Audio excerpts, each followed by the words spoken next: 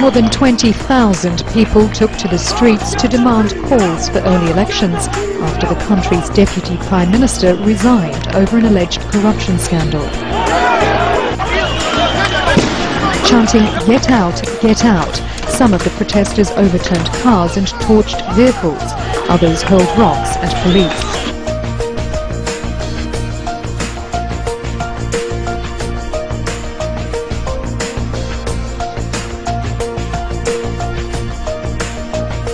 Levels of unemployment and now a sudden hike in food prices have whipped up anger. Jobless teenagers and young men have had running battles with police in the Algerian capital.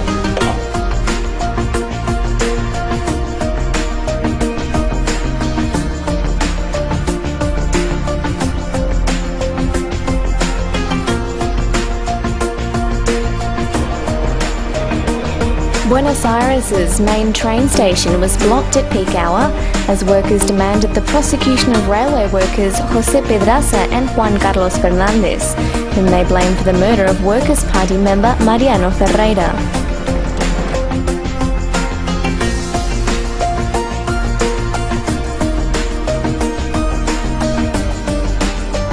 The protesters marched on federal government offices demanding a stronger stance from the foreign and prime ministers. Protesters here today have firmly pointed their anger at Egyptian authorities for failing to protect predominantly Christians in Egypt. But they also want the federal government here in Australia to do more. They're asking Julia Gillard to condemn the attacks.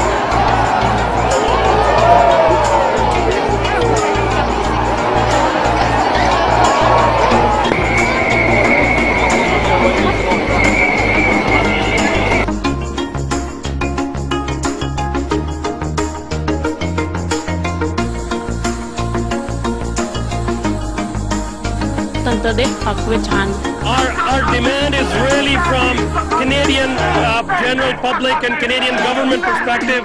We want to educate and make them aware that what atrocities he has committed.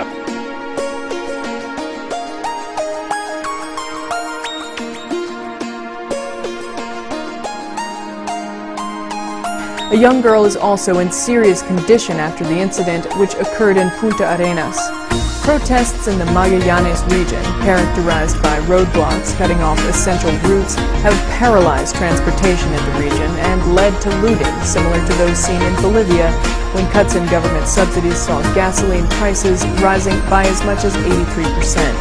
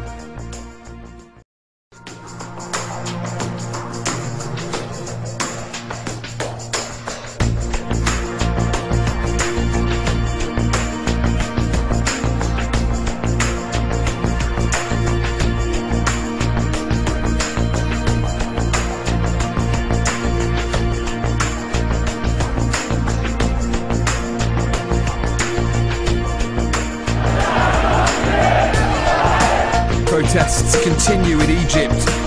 They want President Mubarak to end his 30-year rule.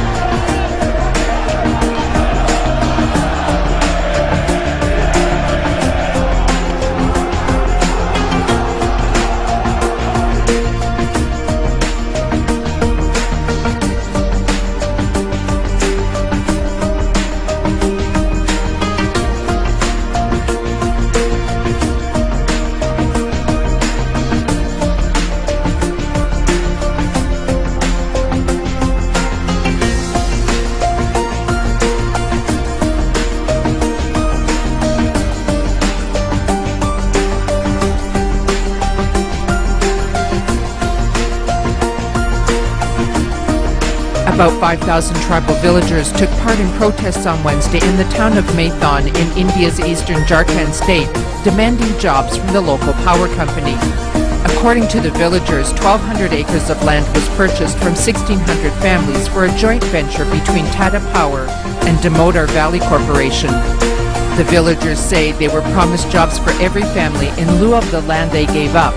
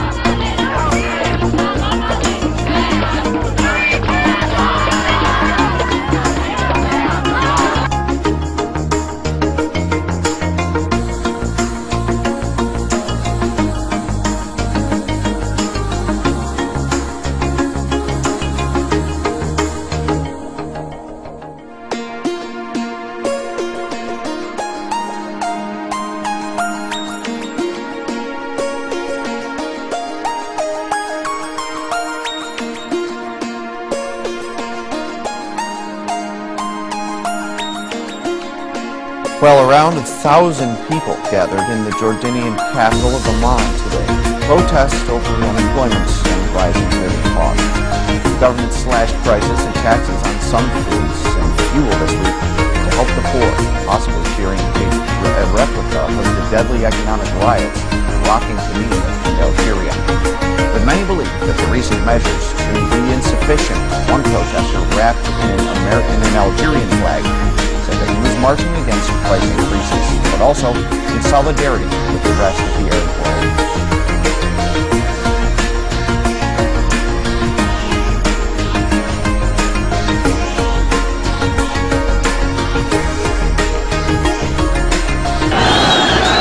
This is what popular uprising looks like. After weeks of scenes like these across the country, resulting in dozens dead. It appears to be the end for Tunisia's president after 23 years in power. And by such a dramatic political development. The demonstrations started as a reaction to massive unemployment, price hikes and rampant corruption within the government. Police and security forces responded violently, in some cases firing live rounds into crowds.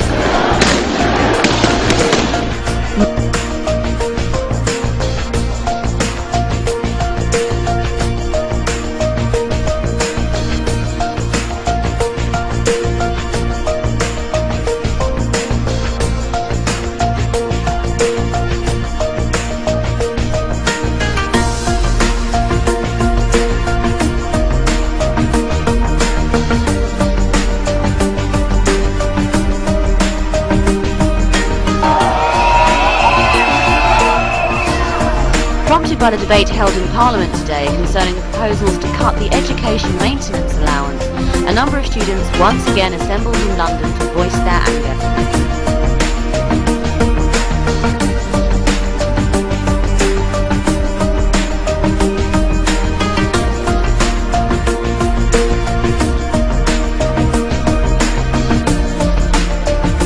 Obama to raise the issue of human rights in Tibet. On Tuesday, Chinese leader Hu Jintao arrived in the United States on a state visit, and protesters were out in force ahead of his arrival.